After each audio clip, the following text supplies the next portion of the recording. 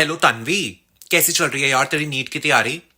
यार तुझे पता है नीट 2025 में ना रिडक्शनिस्ट बायोलॉजी पे क्वेश्चन आया था। बहुत सारे बच्चों को इसका आंसर नहीं पता था, सर बता रहे थे, क्योंकि ये एनसीईआरटी की ऐसी लाइन से आया था जो बच्चे पढ़ते ही नहीं है। इस बार तो ना मेरे सर ने मुझे एनसीईआरटी की एक एक लाइन रटवा दी। पता है उन्होंने मुझे क्या बोला कि इस बार का सबसे इंपॉर्टेंट क्वेश्चन क्या है? मुझे क्या लग रहा है कि नीट बनाने वाले कौन सा क्वेश्चन देंगे?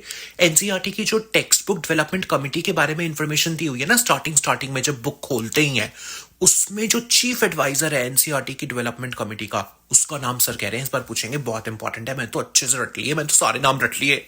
उन्होंने तो मुझे सभी यूनिट्स के पेज नंबर भी रटवा दिए। वो कह रहे थे कि सेकंड इंपॉर्टेंट क्वेश्चन पता है कौन सा है इस बार के नीट के लिए, कि इकोलॉजी यूनिट कौन से पेज नंबर से स्टार्ट हो रही है और कौन से पेज नंबर पे खत्म हो रही है। मैंने तो वो भी रट लिया, मैं तो सभी चैप्टर्स के लिए रट लिया, तू भी रट लियो। और फिजिक्स में मुझे इतनी टेंशन नहीं है, क्योंकि मेरे पापा ने ना मुझे स्टार्टिंग से ही ना जो जेई एडवांस पढ़ाते हैं ना टीचर्स, उनसे ट्यूशन लगवा दी थी। क्योंकि वो कह रहे थे कि इस बार तो नीट में जेई एडवांस वाले क्वेश्चन आएंगे।